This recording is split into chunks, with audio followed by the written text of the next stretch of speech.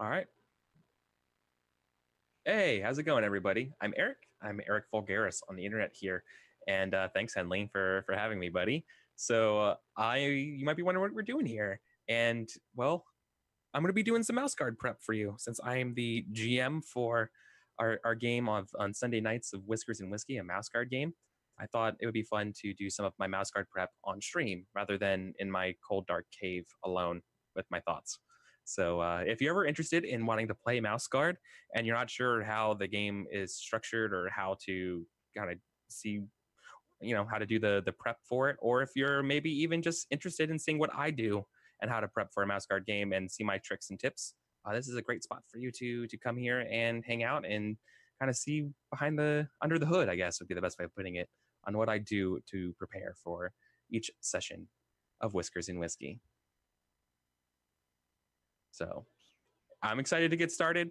I hope you're excited to get started. And yeah, we're going to be doing our Spring 1151 mission. So spring's a great time to do stuff in Mouse Guard. If you haven't known it already, Mouse Guard are most busy in the spring. So it gives me a wide opportunity to decide on what I want to do. Just like right now off the cuff, I know from last session, since last session was the winter session as well as our first spring session, we highlighted some things, like some kind of conflicts that we want to talk about. And so from there, I'm going to kind of start thinking about what I want to frame this mission as and what I want to take it towards. And I was thinking about what exactly I wanted to do. And it's always very difficult to come up with the very first part of a Mouse Guard mission. And perhaps the best thing to do in those circumstances is like you're probably not sure if that's the what thing you want to go with, and it might change over time. That's fine. Just write it down and be prepared to change it over time. So what I'm going to do is, so for like my concept for this mission today, I want to do a diplomatic mission. What I mean by that is that I expect our mouse guard to have to go be representatives to something, not even a new town. I'm thinking about being representatives for animals. So I'm thinking that there's some sort of animal that's, an animal that is terrifying, but not going to necessarily eat a mouse, that is spotted close to the border since winter. And it's your job as a mouse guard to kind of figure out what's going on. How do we solve this? So I think with that in my mind, a diplomatic mission with some kind of animal, I think that's going to be the sort of like start of my mission. So this would be mission. This would be a mission assigned by Gwendolyn. This isn't coming in with a letter from a friend or anything like that. It's going to be a straight up a mission from high above. And let me see real quick. I'm gonna go over to the Roll20. Oh yeah. How about that so we can see what I'm doing, guys? And so I'm coming over here. So our town we were in last was Elmos, which is good. So that means we're getting a mail call.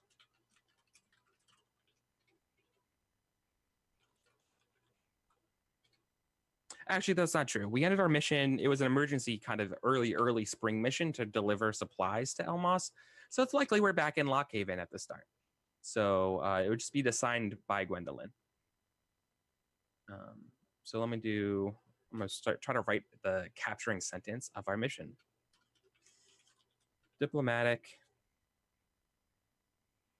peace with a new animal borders. The first thing I think of when I think of an animal that could complicate mouse relations would be a beaver. And what this would make a lot of sense because beavers make dams in the winter to survive, right?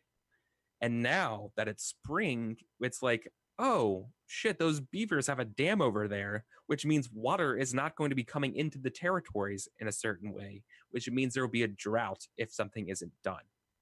So that's the first thing I'm thinking of. So you need to work with the beavers to try to either move their dam, because like a mouse guard town isn't going to move. So you're kind of having these two immovable objects.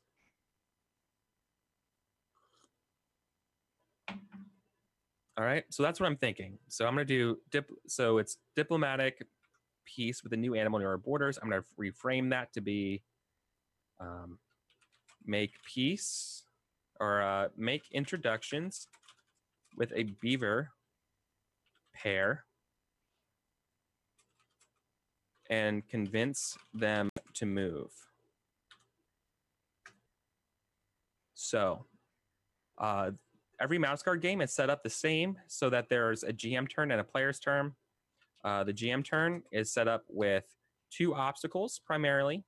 These come from a category of 4 different types. You can either have wild animals, weather, wilderness, or weasels. Those are the 4 that really come into play. So, or other mice, and not weasels. Sorry. So, thinking about that, I don't think other mice are going to come into play here just yet. I think the first obstacle is going to be wilderness. It's going to be getting to the beavers. The second one I'm going to have to wait on because I'm going to see how my wilderness thoughts take me. Drinking some tea and doing mouse guard mission prep is highly recommended by me. So, what's weird about this game and doing missions in mouse guard is that you can literally flowchart the game. And it might look weird that you do this, but it ultimately works. Let me see if I can bring up an older mouse guard prep that I had listed somewhere, and you can kind of see what I mean. Because I think seeing like a finished product, RMG prep, be pretty cool. You know what? It's going to take too long for me to find one. But trust me, you can do this. Okay, so I need to describe now. This is the first obstacle of the game. This is going to be after we've done the previously on Whiskers and Whiskey. This is the moment when we describe things, talking with Gwendolyn. We're in Lockhaven. This is I might foreshadow some other things going on, which I'll flesh out later at the end of our session. But then this is also where we get our mission assigned, and then we cut to writing our goals for the mission, right? And then we come for our first obstacle, and I say, okay, so you guys are on the road between here and the beavers. And for purposes of the game, I'm going to look at the map where the beavers are going to be. Let's say, let me bring this over as much as possible. Bring it up so we can see it. I think we're going to put it around, let's say like here in pink. So near, was that Woodcliff Grove? Okay. Sure. I have no idea what that town is. It's destroyed since the Weasel War. But I'm going to say outside of that town, there's going to be a beaver dam. That's simple and easy. So it's going to be traveling to, I should really look up the name for that. So I have the mouse guard book real quick. I'm just going to bring over where the towns are. Woodruff's Grove. That's the name of the town. See?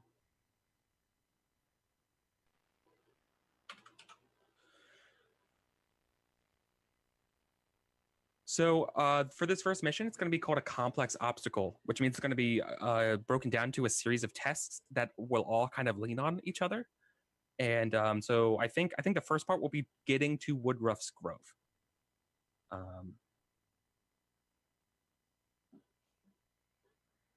So I think Gwendolyn will also send you out with something to entice the beavers with. Something because they wouldn't expect you to kind of do that and make it up on your own. And I know just the thing. I'm going to pick the first obstacle for traveling to Woodruff's Grove. It's going to be Spruce Tuck. That's right. We're returning to the home of Graham. We're going to bring them a map. And here's my logic.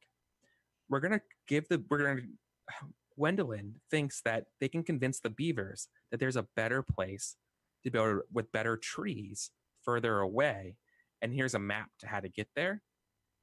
But the problem is then that the Mouse Guard are going to have to ask for Graham's parents, because remember, they're cartographers. They're the ones with the map. So I think it's going to be a matter of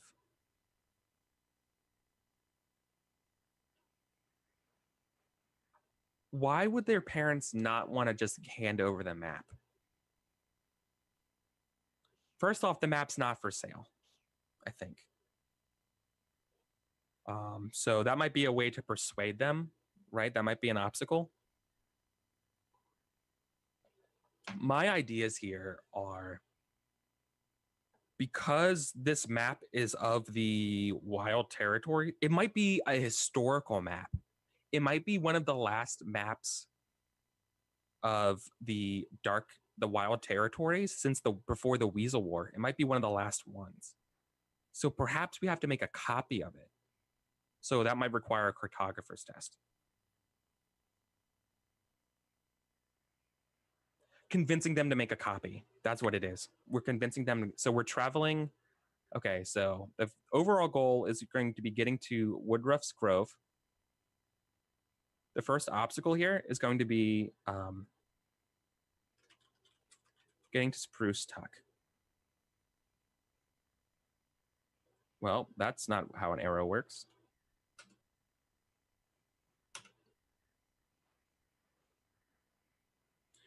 And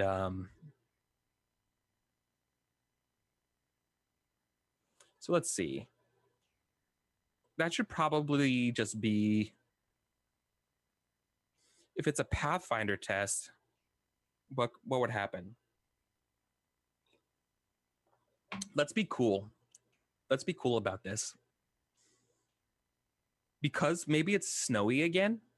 It's early spring. What if we have to take mounts out there to the wild country? So what if we have to ride hares? I'm digging that. I like that a lot. That would be fun to do. So we're going to be going to Spruce Tuck.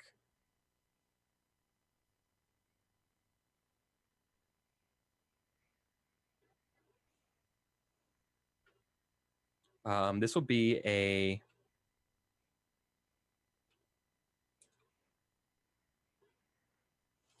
I figure out what the ob is, but it's going to be a Pathfinder. No, it should be a hare nature test, right? So I'm thinking about just giving the players just off the bat being like, because you have to go so far out into the country, we us as the Mouse Guard have pulled strings and gotten you these hares.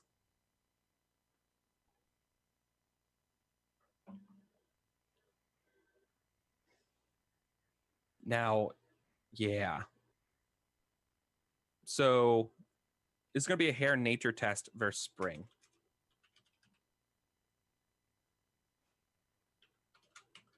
Because I think that's how you do mounted stuff in Mouse Guard.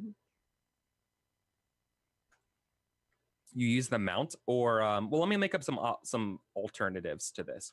So it's a hare nature versus spring.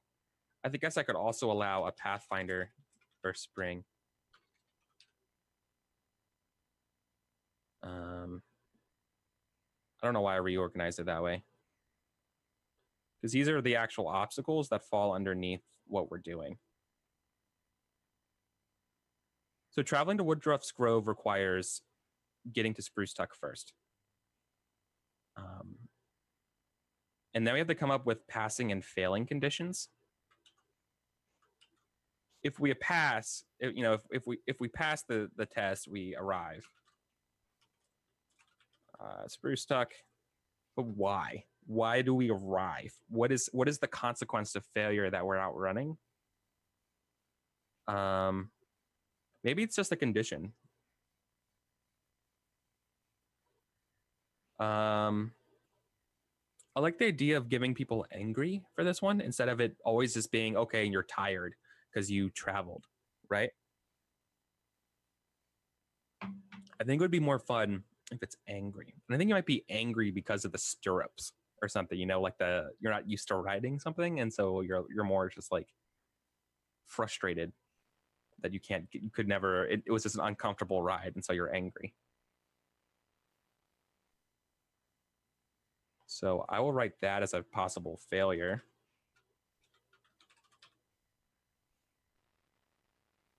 Put that under the hare nature. Oops. And why is it? What is the failure for the Pathfinder? Okay, so let's think about this.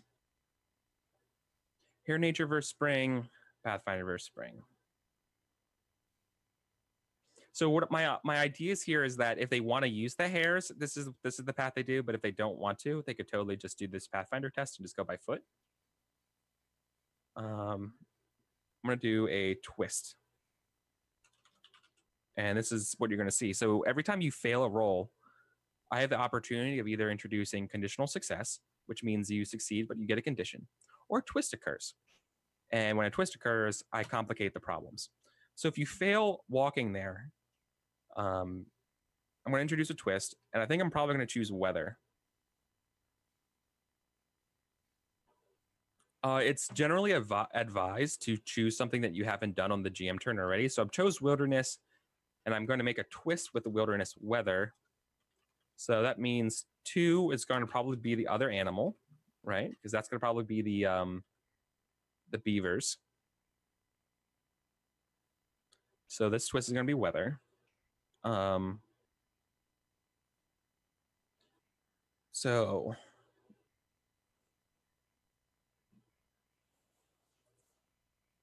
this would probably just be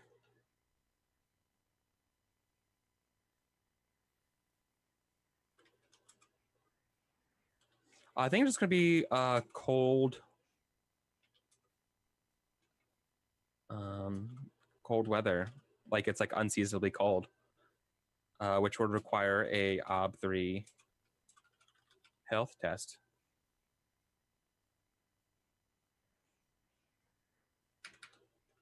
That failure will be sickness. Right. So everything just comes down to writing down your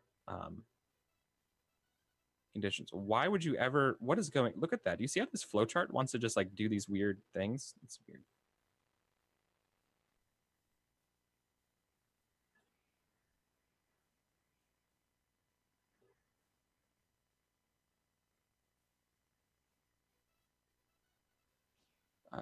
Connector.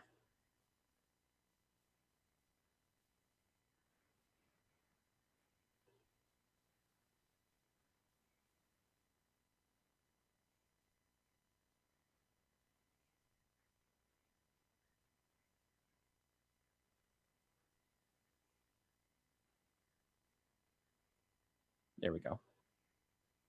Okay. Failures. And then we arrive at Spruce Tuck.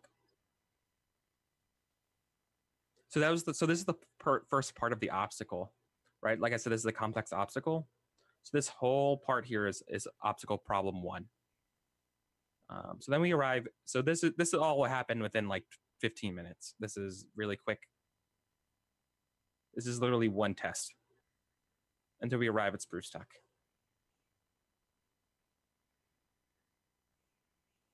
And the issue at Spruce Tuck is going to be convincing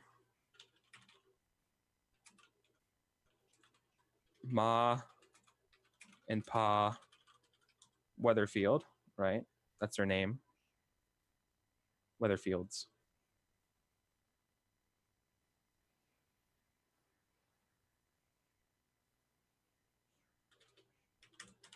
Weatherfields to copy their priceless map.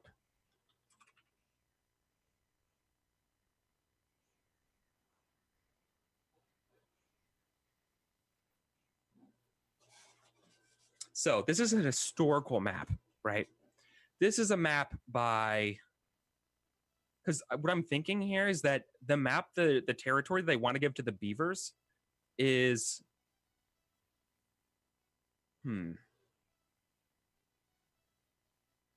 why would Gwendolyn know about this? Because she has Legends of the Guardwise, and this is literally a legendary map. I like the idea of a twist to this, or something else to add on this map, is that there's something else on this map that catches their eye, like buried treasure or something like that. Like that's what I'm talking about. Like this is a old map that was used by an explorer that's like heavily annotated.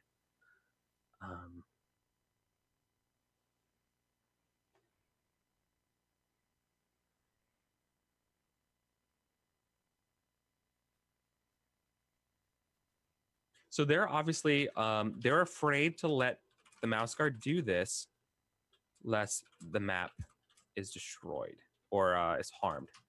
Right? They're afraid to leave it exposed. I feel like it's one of those maps that has to be like sealed and stuff. Like it can't be open to light. So they're afraid that this map is going to get harmed. So this is going to require a persuade test. Probably.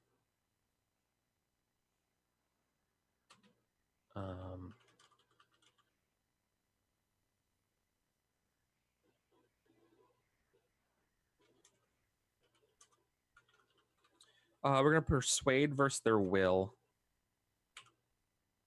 4.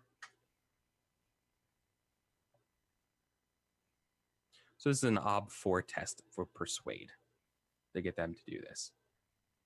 Right? So we're trying to get to Woodruff's Grove. The first thing we got to do is get to Spruce Tuck to acquire the map. All right. So let me keep writing down my thoughts before I forget them. Step 1. Travel to Spruce Tuck to acquire the ancient map.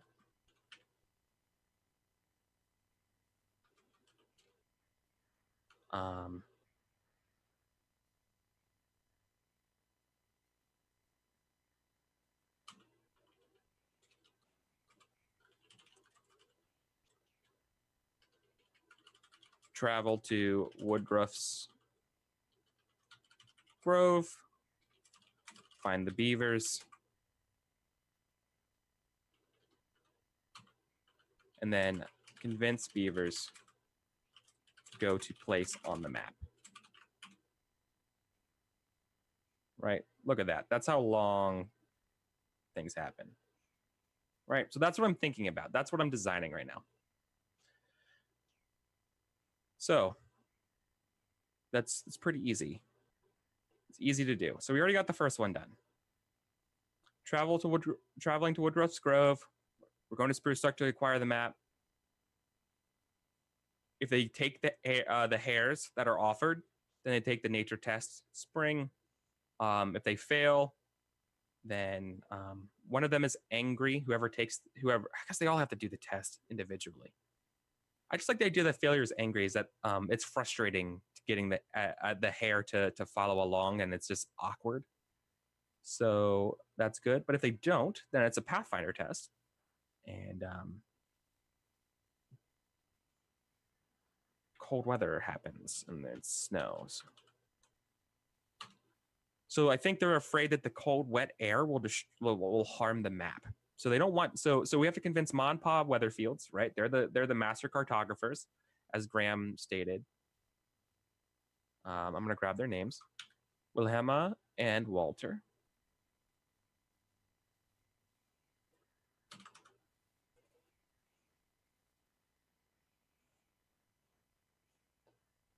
So we have to convince them. So let's think about what happens if we fail to convince the parents here, right? If we fail this test, it's not the end of the world. The game keeps spinning if we fail. It's not the end of the world. In fact, it's often better for players to fail a test early on intentionally, earn a check, because not only have you now earned a check, you also have an opportunity to test more skills because it's probably a twist early on. And twists are just opportunities to use more skills, make more tests.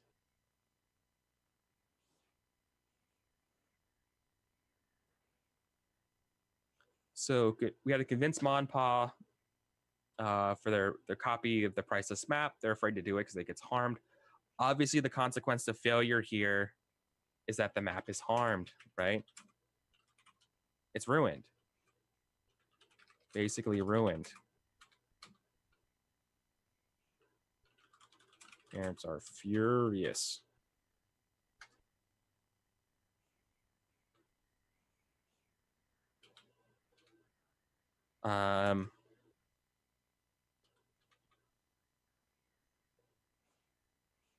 Boy, what if they demand?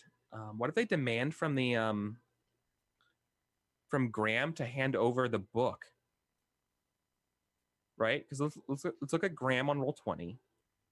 Graham has the first edition Weatherfield's Exploration Handbook. What if they ask him to hand it over? That they're so mad that they ruin his book. They're going to take his other things and be like, "You're not ruining this either. Hand it over."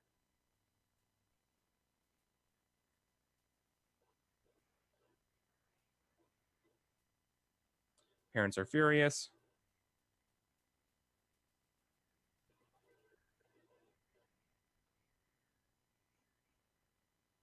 So regardless, they get the copy of the map that they want, right?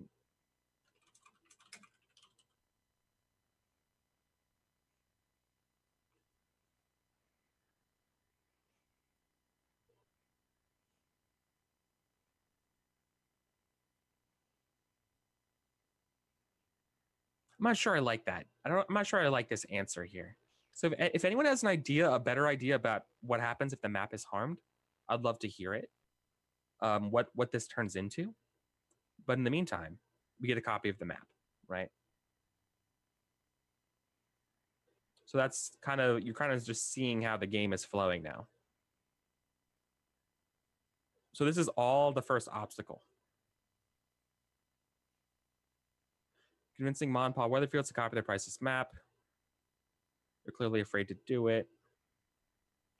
Once again, the stupid thing won't let me do the things with the stuff. There we go.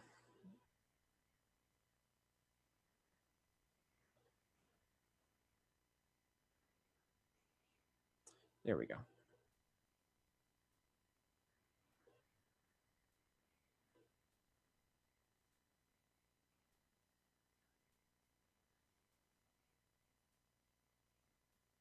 Regardless of which, the map gets copied. So this is a twist of some kind.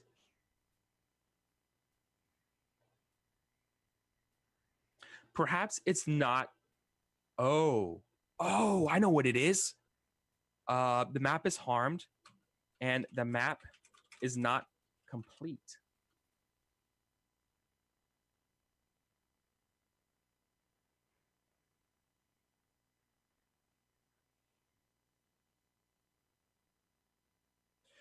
The failure to this problem is that now the mice are going to have to, if they're going to proceed with giving, telling them where this prime place is, right?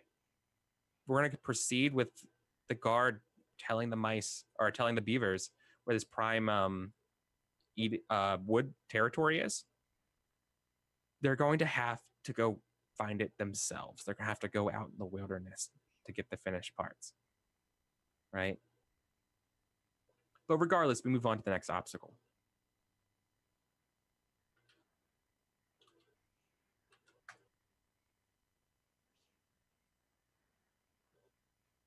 So after we had the copy of the map, we had actually finished heading off to Woodruff's Grove.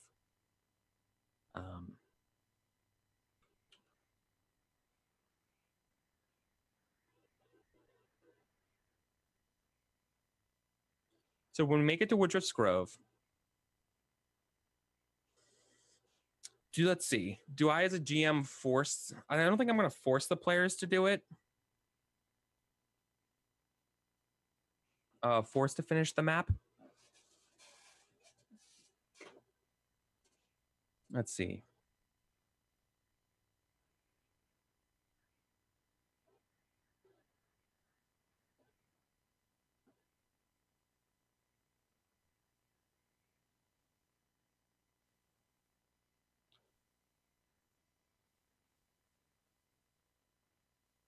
Let's see. I'm thinking about how I want to frame this.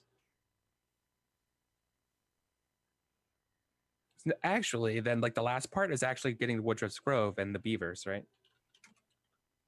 Meet the beavers. So after you got the map, so then we go, okay. So then you've been traveling through the wilderness. You go past the scent border. You go past the mice laying the scent. They ask you what you're doing. And then we're going to go to meet the beavers.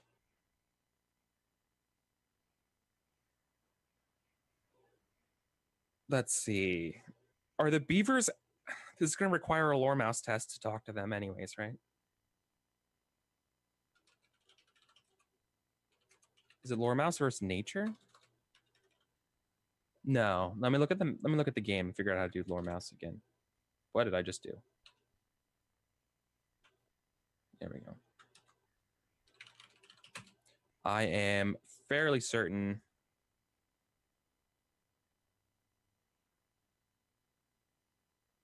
that that lore mouse is not based on that.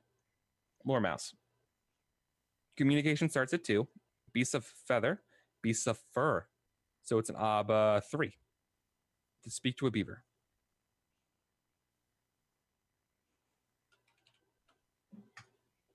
So obviously you're going to be able to speak to the beavers. But the beavers are going, if they fail the test, the beavers are going to make them wait outside in the cold. That's rude as shit. Maybe they're not home. And so they have to wait. And if they're... Oh. Ooh.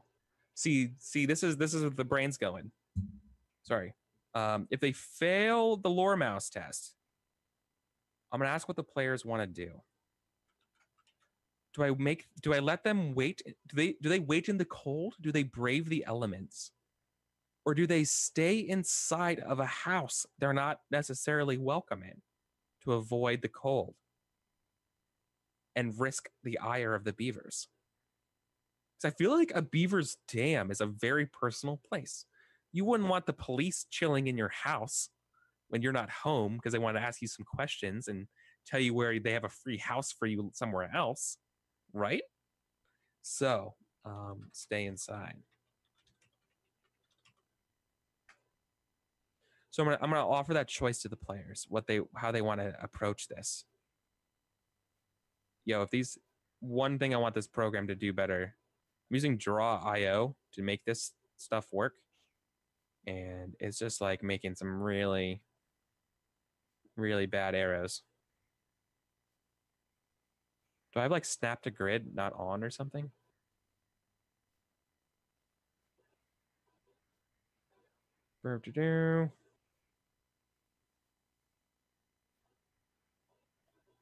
I don't know how you make it snap to grid, but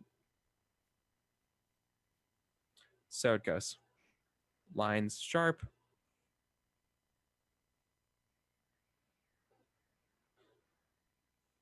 No idea. Okay.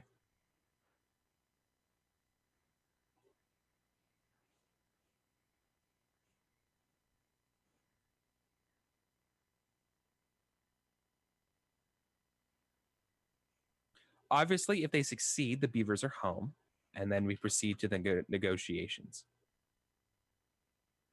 which will be not an argument, but well, yeah, it's a persuade conflict, a social conflict.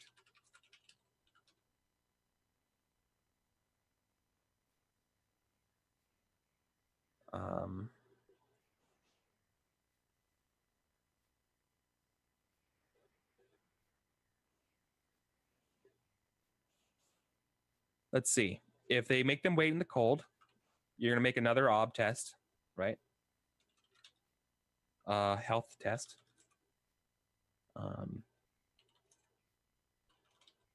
This time I do tired.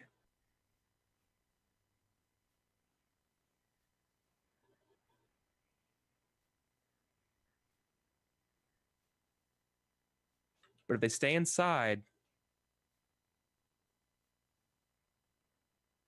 you're going to force another test. They're going to demand that you leave. So maybe that just frames the social conflict differently. Maybe from being on like, oh, hi, mouse. What are you doing here? To what the fuck are you doing in my house? So this will just complicate this. What I would say by that is I would add a penalty, or I would actually add a bonus dice to their disposition because they're like, what are you? They have because of the circumstances. That's the plan.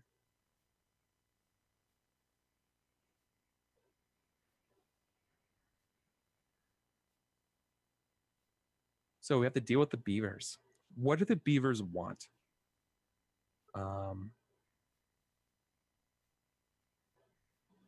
I guess I should come up with the alternative real quick. If the players ever like, if they fuck up the map, right? They have the option of either. I guess they have the option of either meeting the beavers or they don't, or they go to complete the map themselves. Range the map. Ranging the map is a scout test.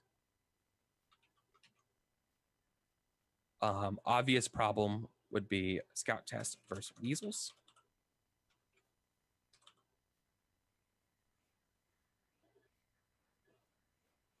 And then a cartographer test to actually make the map.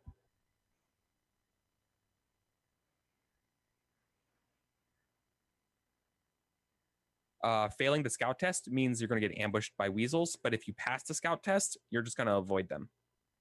You say you're going to see signs of weasels activity nearby, but nothing close. Right? So that's going to be a fight versus weasels, which could lead into all other sorts of shit.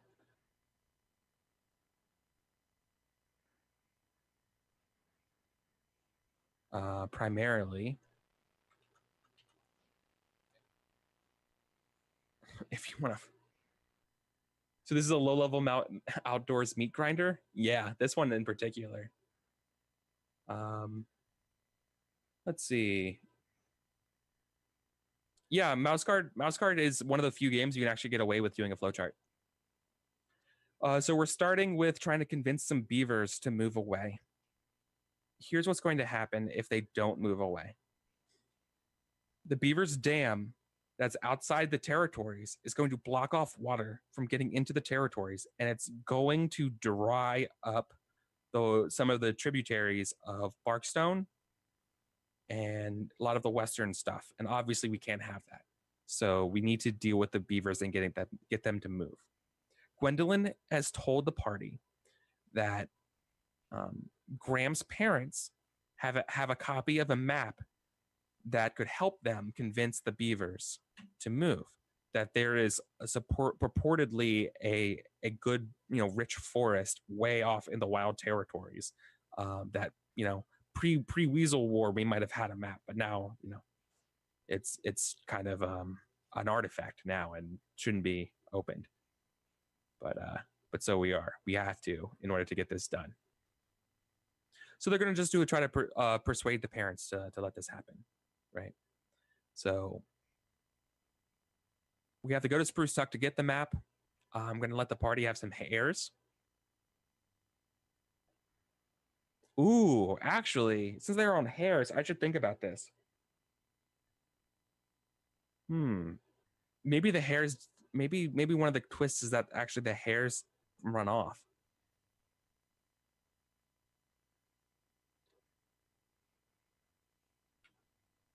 Yeah.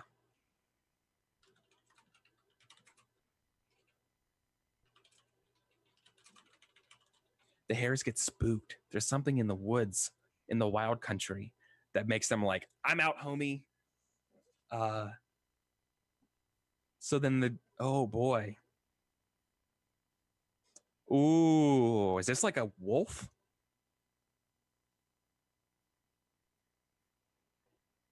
What would be cool? What would be like a serious badass creature to be around to be like, I in here, or like an owl, like an actual owl. I like an owl. We haven't seen an owl yet in this whole game. Like a giant horned owl. So I dig that. I like that a lot. That's what we're doing. That is what we're doing. So I'm going to foreshadow an owl.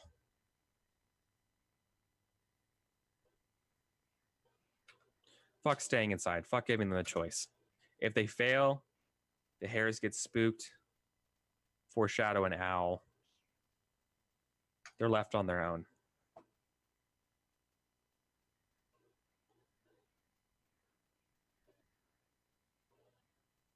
They're going to have to find their way back, basically.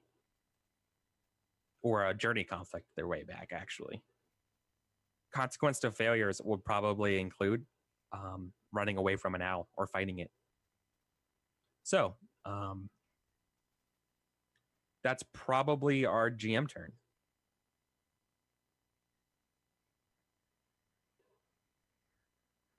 This is the part that I want to change.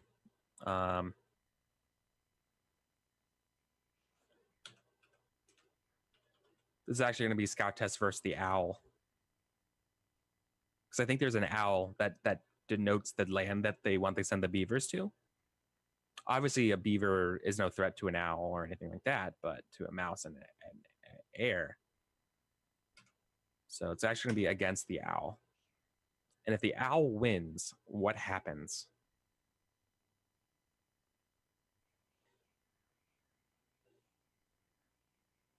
It's not a conflict, but it's going to be a fight. And it's going to be an injured. So it's going to be a swoops down.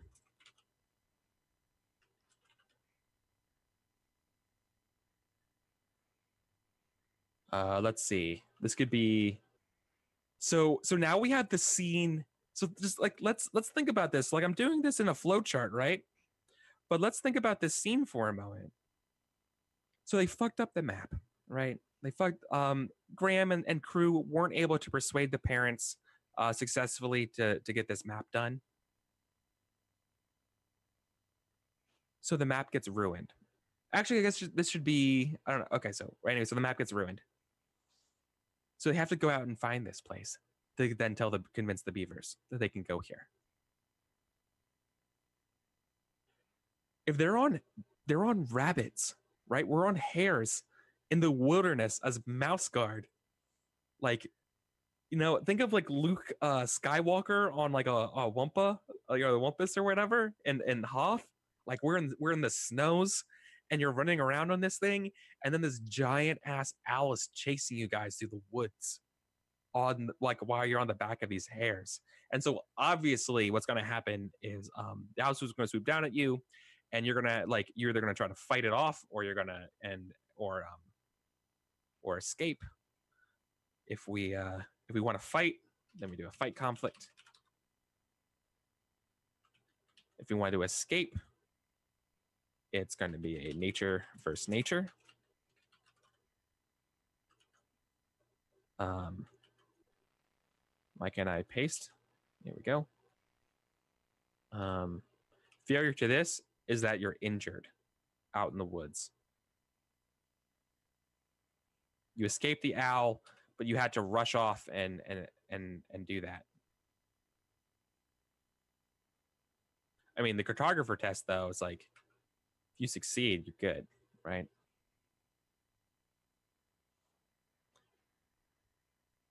Like, this is all the GM term. Like, this is all I'm doing. cut it open and stuff a mouse in it. Yeah. Let's see. I mean, to an owl, this is literally a 2-for-1 meal. An owl is essentially a dragon to a mouse.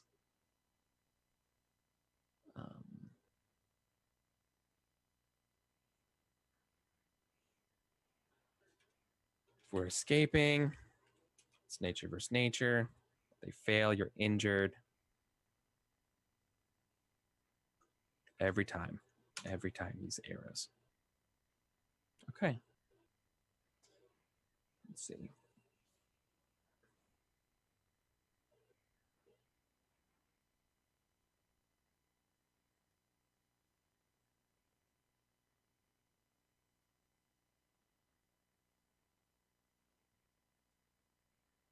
Maybe it's not a persuade test here. Maybe it's a cartography test.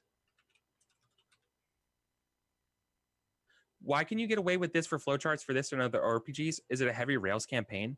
Yes, and it's also very, very set in the way mouse guard is formed. Mouse guard is very mission and structure based rather than freeform based, and because of that, you get to make a very strong dictation of what's going on.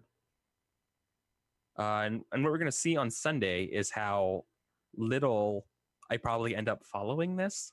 But this is a good idea to get myself set up and thinking about how I want to run a session. So this is like my backbone, and then I'll probably iterate on top of it later on. So let me start coloring stuff. So this is literally complex obstacle 1.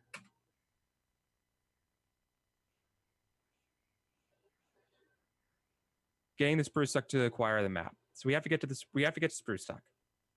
If we fail,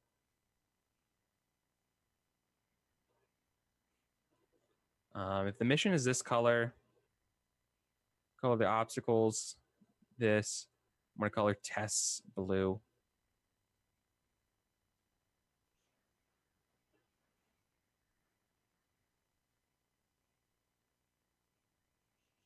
It's going to be a difficult cartography test to not hurt it.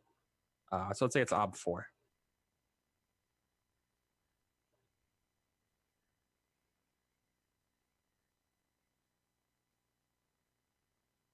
Like most games, I would never do this, right? Like you can't get away with prepping like this in say D&D. You can't get away prepping like this for Star Wars. You can't get away prepping for this for 40K. Like you can't do anything like that. All you can do is prep situations. But in this one, in this type of game, you can. And I find it very successful and fun to do it this way.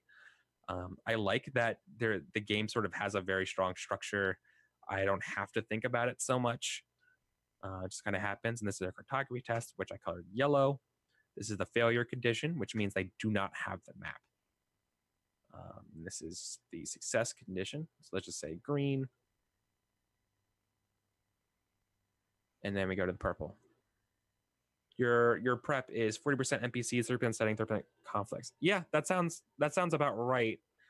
Only I would switch my my prep of 40% setting, 30% NPCs, 30% conflicts.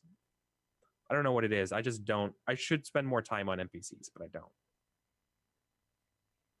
It's usually because when I won't think, I feel like I've had a negative experience as a GM with making NPCs because they just fucking die in an instant. Like anytime I introduce somebody that I worked hard on, they're either like, oh, I don't care about that guy, or let's kill him immediately. So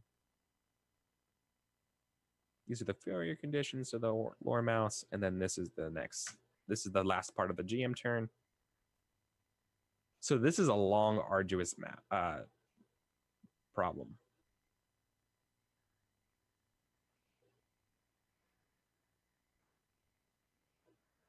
So what I would say is if you have the map here, map counts as evidence for conflict.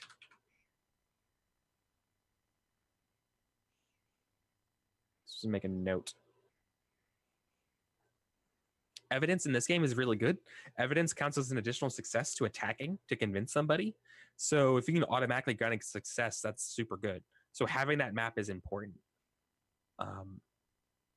So failing this cartography test is a big deal. So we have to arrange the map, right? If we don't have so this will happen if this red one is triggered.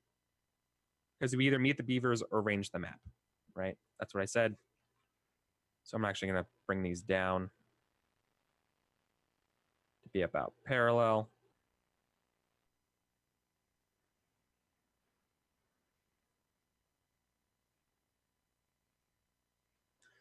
Let's see.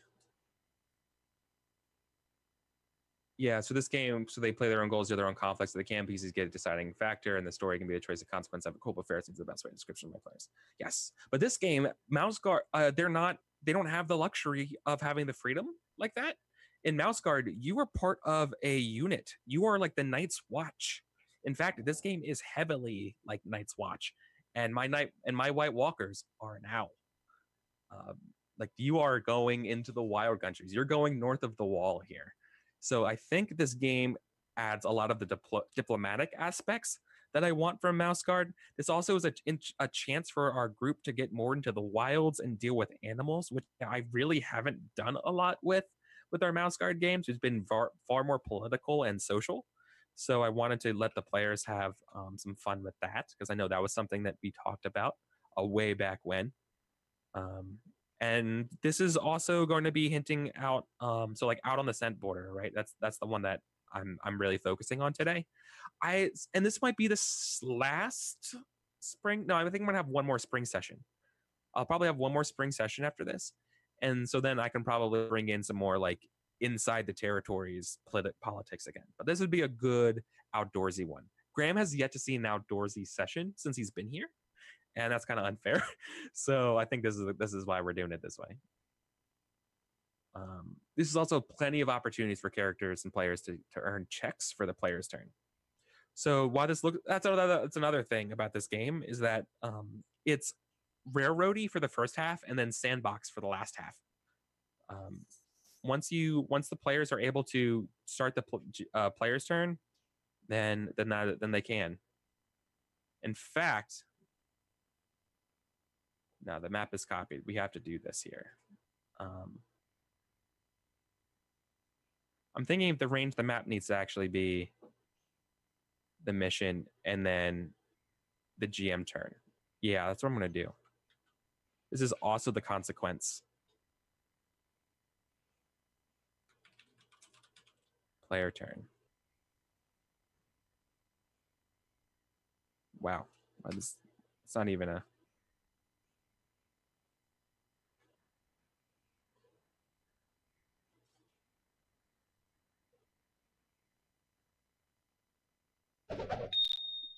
Right. So this is weird. I have these things switched. Success should go on the left.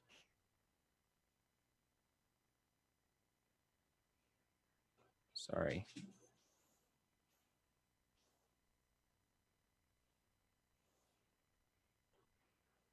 Dude, like running this as a GM, this is a dream come true. Being able to just like rely and trust that you can do a flowchart is just the best part of being a GM for Mouse Guard.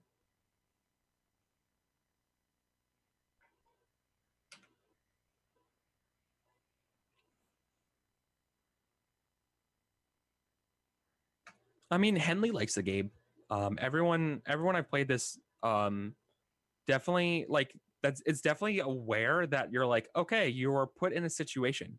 But I mean, just like any other game though, there are situations where the player gets themselves into trouble and then it's like, okay, well, I'm going to take over now as the GM because you're doing this, and not in like I'm going to put you back on rails. It's like, okay, you have dug yourself in a hole. You're no longer in control of your surroundings because, you know, this is we made this series of cascading failures. We're stuck in this room of this dungeon while a bunch of hobgoblins are trying to charge into you now. And you're like, well, GM, how is it fair that we are stuck in this room with all these hobgoblins charging us around, you know, into us right now? And that's just like, well, you went yourself down that road. And so it happens.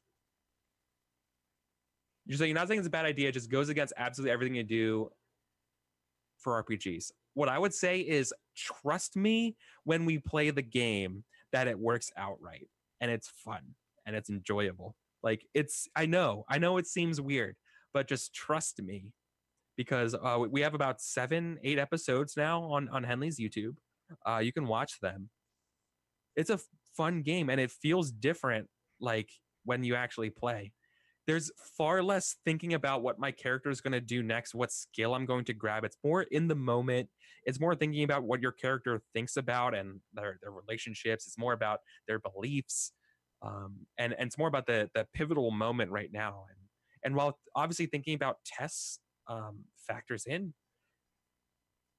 because the way this game works, character advancement is tied into these things. So it's all this kind of like, I don't know. You couldn't do what I'm saying is that the way experience is leveled in this game ties into why the structure works. You could not translate the structure to D&D because of that.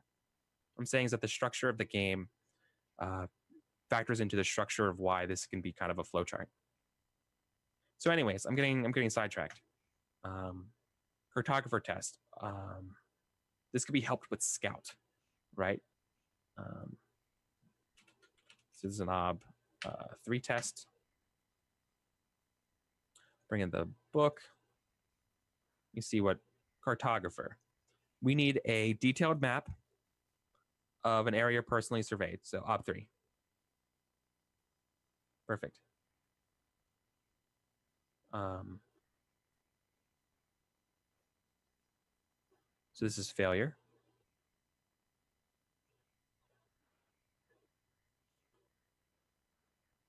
So at this moment, the players have failed. This one is actually, I don't know how to color this or change this one. Can we make it dotted? Cool, I'll make it dotted because it's potential. So once again, we from the top, we're trying to find the beavers, right? We need to convince the beavers. The mouse guard is getting ordered by Gwendolyn to go out to the territories, go past the scent border, and do this important mission ourselves here. You need to make contact with the beavers and convince them to move their dam. Otherwise, the western side of the Mouse Guard territories is going to experience a drought because the water is not going to be flowing. The dam's blocking it, right? Cool. So we need to get to the beavers, or we need to get to the beavers. But first, we need to go get the thing that's going to convince them to actually do this. And so we're going to Spruce Stock. We're going to a Mouse Guard territory town.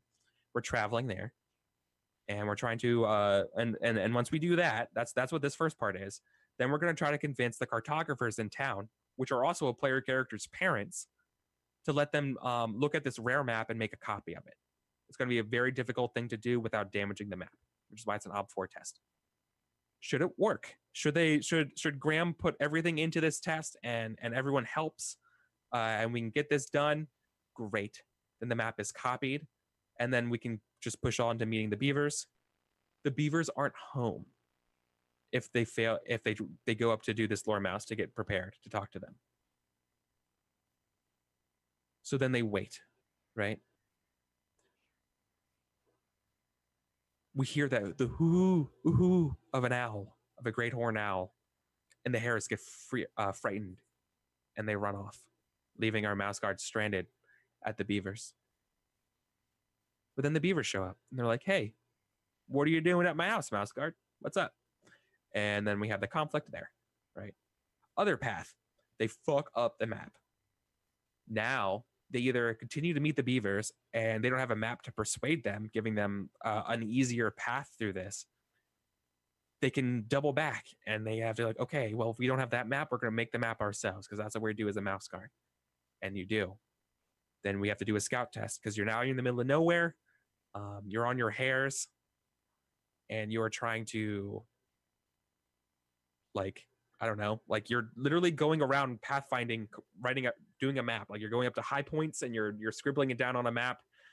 And in the meantime, there's an owl in this territory that will spot you if you fail, right? So that's what the scout test is basically your perception check if it's D&D. If you succeed, I say there's signs of an owl, but it's long gone. It's not here. So you better make this test quick and then get out of here. So if you fail this test, what happens? If you fail the cartography test,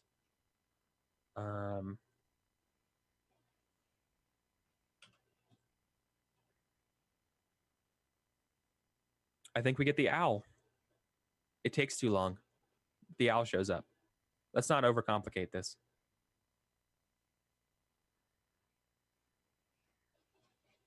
Any more that we already have, right?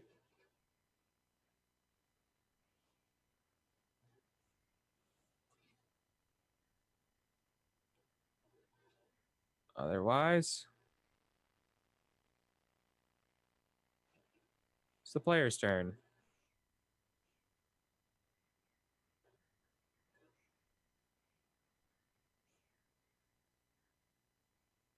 So this is how I'm thinking about it. This is literally the first half of a mission. And we did this in about an hour, right? So this is the first half. The GM turn, then the player's turn. It's totally up to the players what they want to do. Hopefully they've earned checks at this point.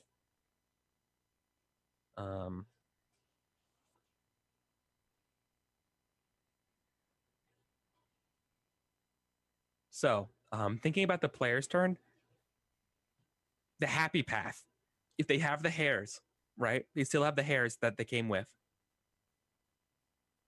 If they have the map that was copied and they were able to convince the beavers, well then, cha-ching, player's turn. It's not going to require a test for them to get back. They just get back. That's no problem. Make it to the territories is not going to be a problem. They have everything they need to survive. Just I'm thinking like in terms of fictional positioning. That's like the maximum fictional position they could have. Secondary, they have the map, but the hares get spooked, foreshadowing an owl. We're going to need to do a Pathfinder conflict or a journey conflict to get back. This is going to be a grueling mission for our party. This is tough. This is going to be a rough session. This is going to see what everyone's we're going to see what everyone's made of in this session.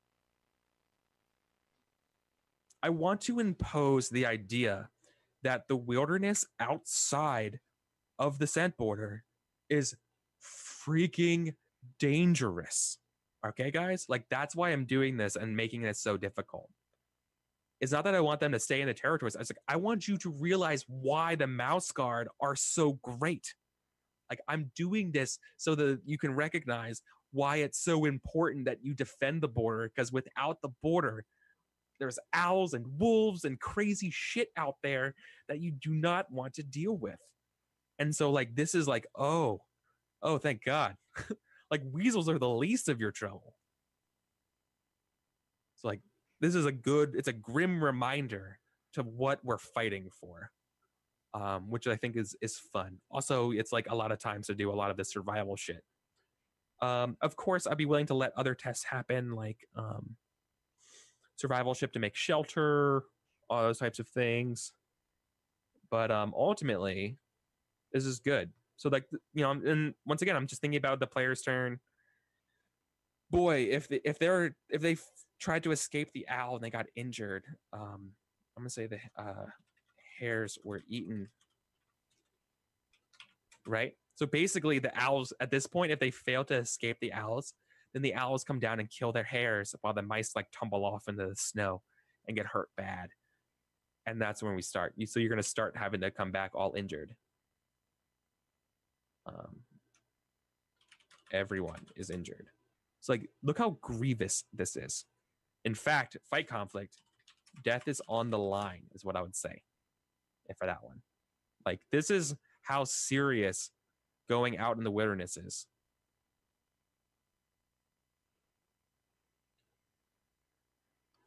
But yeah, that's basically a Mouse Guard prep. That's how you do the players the GM turn. The player's turn I don't really prep because that's completely dependent on the players and how they want to spend their checks. But you can see here that there's a lot of things that could happen. We have a lot of, so ultimately in this test or in this game we have a lot of cartography tests. We have a special mount hair test, Pathfinder. We have some lore mouse. We're gonna have a lot of social stuff in this one. Well, then once again, more scouting, cartographing, naturing, health tests if we fail our out in the wilds. So this is a pretty good mission. It's just going to be really hard on the mice. So it's going to be a good a very grim session if the dice don't work with our players. But let's look at our mice today, right? Everyone is healthy. No, Huey's tired, of course. Uh, Graham. Graham is angry.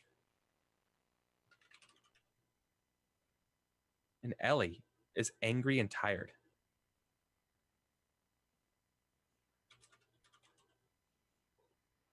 Nice. This is good. This is going to be one of those missions that is going to be like, you should rest up before you do it. Like, what happens if they maybe I can't. Maybe the mission will demand them to keep going. If they want to rest, what happens? What compounds? What's the twist? They would need at least another check to rest up and recover.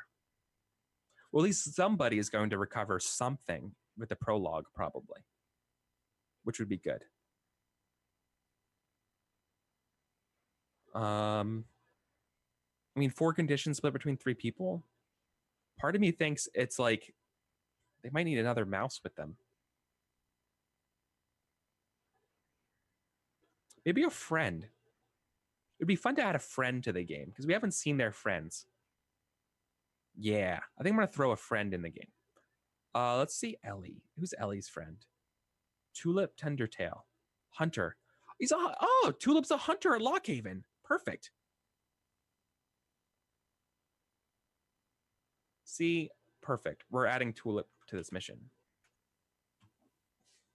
Let's say Tulip. Why would you add Tulip to this mission? Maybe Tulip has requested it. I'm gonna leave this open to I'm gonna leave it open to Ellie. Ellie this would be the first time as a guard, right? She has her cloak. Tulip's gonna request and ask that Ellie convince Huey for permission to go on this mission with them, and see if they let him or not. Say like she's gonna be like, this is a hard mission. Let me come with you. But like I don't want to interfere or intercede or anything like that. Can you ask Huey for permission for me to go with you? Which would be awesome. Yeah. Let me just throw that in there real quick. Because that means failures here with the owl. It's not just the hares we're eating. Tulip dies.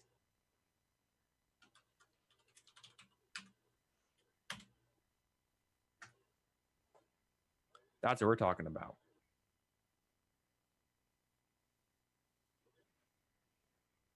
Okay. I mean, that's about Mouse Guard prep. Like I said, I have my notes here about if we go down this bad path of hares getting spooked and foreshadowing an owl, they have to do a journey conflict back. And if they fail the journey conflict going back, then we're probably going to see an owl conflict in the anyways. But that's kind of it. That's how I do this. I look at the what the heroes have. I look at our mouse guards, try to see what I can do to challenge them. This is a lot to ask, but they're saving hundreds of mice's lives by doing this, by preventing a drought. So I'm going to play that up when Gwendolyn suggests that and saying that hundreds of mice's lives hang on the balance here. The entire Western territories, right? So based on this water, what I'm saying is this whole area in blue. Let me zoom down so you can see it. Like that's in danger of drought is what I'm talking about. So like you're saving a bunch of people, which I'm excited for. So it's like a really big dramatic mission. But anyways, that's kind of how you do Mouse Guard. So, all right, I think I'm about done here, guys. I really want to thank you so much for tuning in. I know this is kind of weird to watch someone do this and kind of talk to themselves and work through these problems, but hey, here I am. This is what I did. I know you guys are kind of also kind of scared and confused that you can do this in mouse guard and it works, that you can actually do flowcharts, but you can. And it's fucking literally a GM's dream come true because it makes prep so easy. So that's it. If you want to see this in action, tune in to Henley's channel at 5 p.m. Sundays. What's that? The first. So this week, is that right? The first or the second? No, it's the second. I'm sorry, my bad. So see us here at 5 p.m. Pacific time on the second for Die Party Whiskers and Whiskey, where we're going to be going out in the wilderness and seeing this mission in action. So thank you guys.